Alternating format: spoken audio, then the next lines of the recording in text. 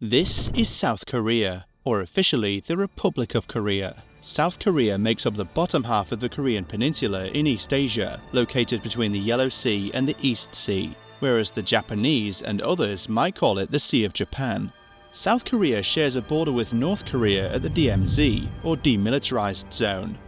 The zone is 250 kilometers long and about 4 kilometers wide.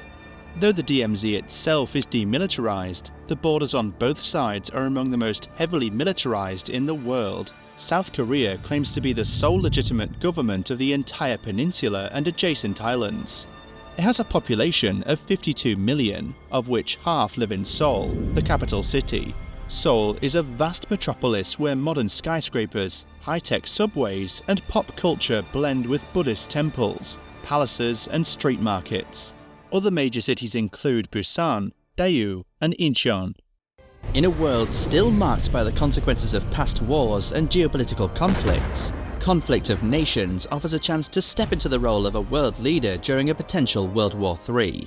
In this free online PvP strategy game, you can command a real country and face off against up to 128 players in real time, with games that can last for weeks.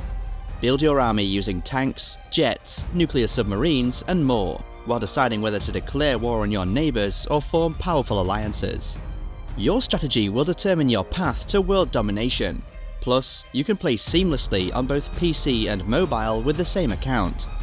As a special offer, click the link in the description or scan the QR code to get 13,000 gold and 1 month of premium subscription for free. But hurry, this deal is only available for 30 days. Download Conflict of Nations now and conquer the world. The economy of South Korea is a highly developed mixed economy. Its rise to the world's 14th largest economy in 2024, along with its vibrant democracy and social transformation, especially in the past 2 decades, seems to have charmed the world to fall in love with everything Korean. From technology to Korean pop culture, including K-pop, K-drama, and more. Some major Korean companies have become global leaders, especially Samsung. No company is more important to South Korea than Samsung, which accounts for around 1/5 of the country's GDP. It is now a world leader in manufacturing semiconductors and stylish consumer electronics. K-pop is a global phenomenon, whether you love it or hate it. Half of the top 10 best-selling albums in the world in 2023 were from South Korea. And BTS, Bulletproof Boy Scouts, is the most popular South Korean boy band ever, perhaps epitomizing a more ambitious South Korea that is shaping global pop culture. What's remarkable is how quickly South Korea became one of the most advanced economies in the world. In less than a lifetime, South Korea has undergone a huge transformation. In the mid-20th century, when it was poor and ruled by a dictator, it was not so different from its communist northern neighbour. It has become a democracy of 52 million people and an economic and technological powerhouse.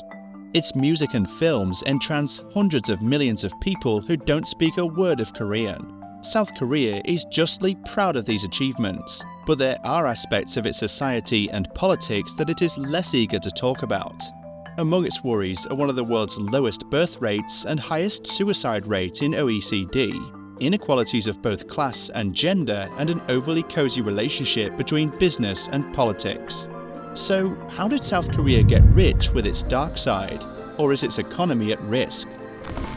After the end of World War II in 1945, Korea, which had been a Japanese colony for 35 years, was divided into the Soviet-backed Democratic People's Republic of Korea and the American-backed Republic of Korea. The DPRK was led by Kim Il-sung in Pyongyang, and the ROK by Syngman Rhee in Seoul. Both claimed to be the sole legitimate government of all of Korea and engaged in limited battles. On June 25, 1950, the Korean People's Army, KPA, equipped and trained by the Soviets, launched an invasion of the South. After more than 1 million combat casualties had been suffered on both sides, the fighting ended in July 1953, with Korea still divided into 2 hostile states. In the aftermath of a devastating war, the exhausted South was one of the poorest countries in the world, with an income per head on par with the poorest parts of Africa. By the end of 2018, it became richer than the former colonizer Japan, with a GDP per person at purchasing power parity, PPP. South Korea is the only country that has so far managed to go from being the recipient of a lot of development aid to being rich within a working life. South Korea has not merely grown fast, it has combined growth with democracy. Essentially, unlike their brothers from the north, South Korea became a democratic presidential republic, adopting a capitalistic model for their economy with free market enterprise encouraging a competitive private sector. This did wonders for that. Today, they are classified as one of the 4 Asian tigers along with Hong Kong, Singapore and Taiwan, meaning that they have grown at an economic rate of over 10% annually over the past 30 years. This remarkable economic success was built on the trauma of the first half of the 20th century, which laid crucial foundations for the triumphs of the second half. Wartime refugees fled to the cities, creating an urban labor force for new factories. Land reform in the countryside meant that millions in South Korea now owned the land they farmed. These new landowners had the incentive and the stability to be entrepreneurial. They also wanted their children to get an education and a better life. South Korea built thousands of schools after 1953, which provided a highly educated workforce. South Koreans place great value on education and hard work. They work an average of 2,200 hours per year, 50% more than the Dutch or Germans. South Korea had the second largest increase in hours worked in manufacturing after Taiwan. However, the quality of labor has been even more important than the quantity.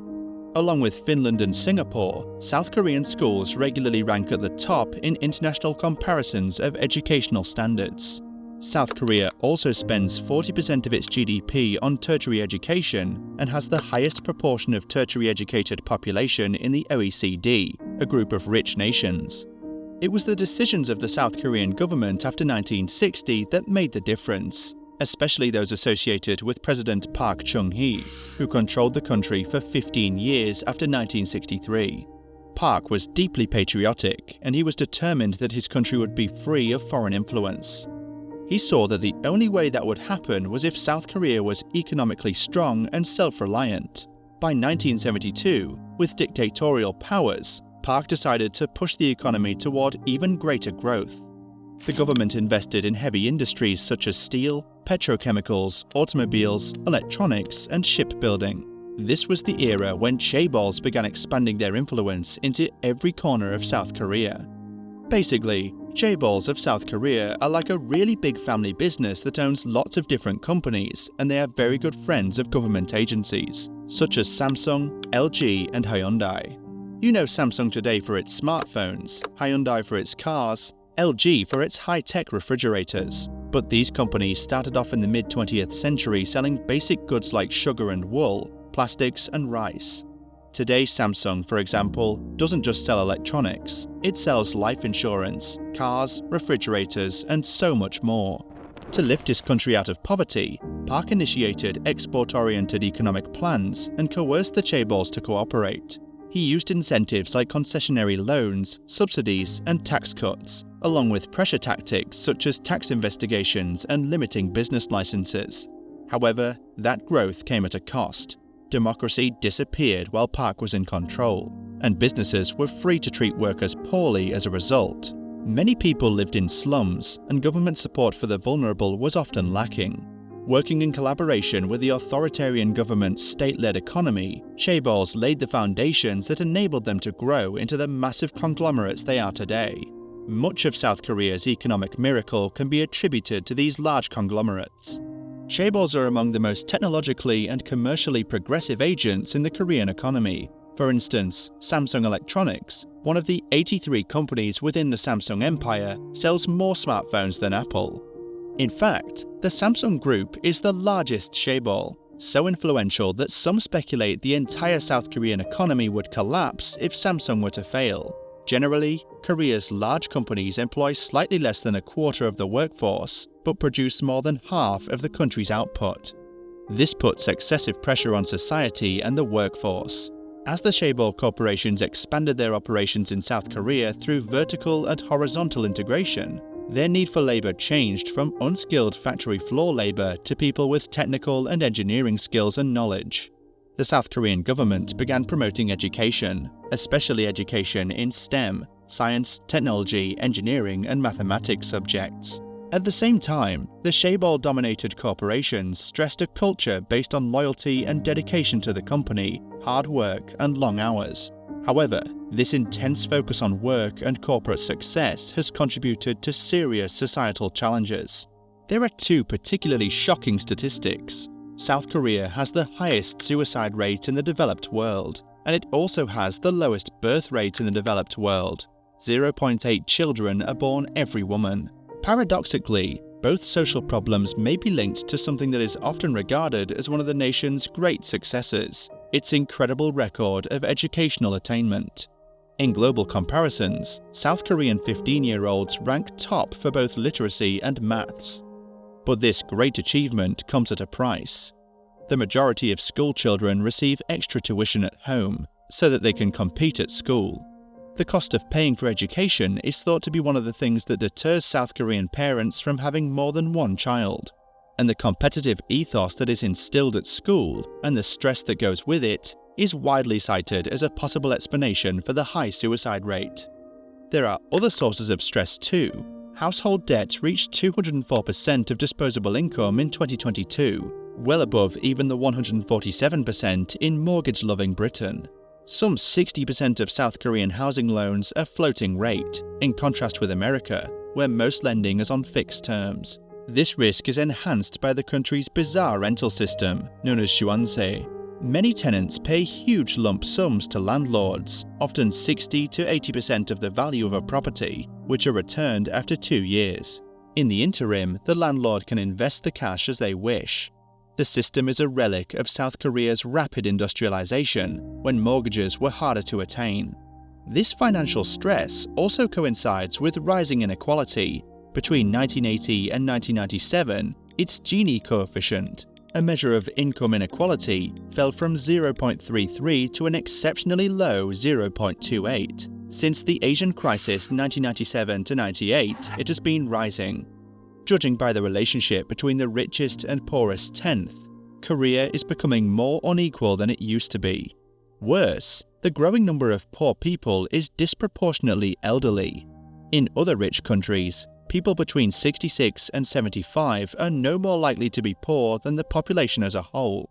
South Korea has the second highest rate of income poverty among the elderly in the OECD, a club of mostly rich countries.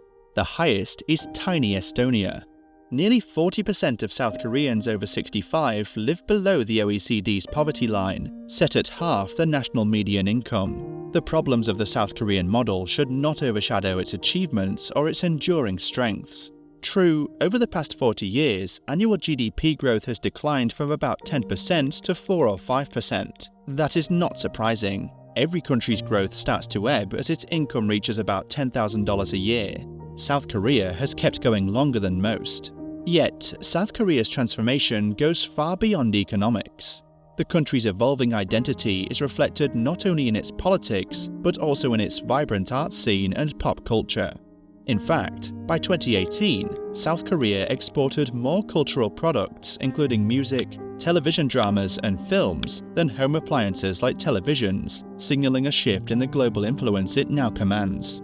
Social transformation is not easy. The country is going through a state of what sociologists call anomie, a mismatch between individual expectations and the guidance they receive from society. They are living through this process of transformation, and nobody quite knows where it will lead. Economic change can be wrenching too. The export-led model that powered South Korea's economic rise had come under scrutiny. Growth has slowed markedly. In 2019, the economy grew at a rate of just 2%, the lowest in a decade. Competition from China and the stalling of globalization have hurt the chaebol, South Korea's big conglomerates, which have long been the engines of its economy. Despite these challenges, there is confidence that an expected boom in demand for AI-related hardware, including DRAM memory chips needed for large language models, will require titanic investments, and the chaebols are already investing. Additionally, South Korea spends around 5% of its GDP on research and development, which helps keep the country competitive. However, while this economic progress is impressive, it's important to acknowledge its social consequences. Normally, I'm a little impatient with the argument that capitalism leads to unhappiness. There are not many South Koreans looking to defect to the north after all. On the other hand, there clearly is a dark side to the South Korean miracle. Ready to dominate the world? Conflict of Nations is a free online PvP strategy game set in modern global warfare. Choose your country, build your strategy, and engage in epic battles to conquer the world. Click the link in the description or scan the QR code to get 13,000 gold and 1 month of premium subscription for free, only for 30 days. Download now.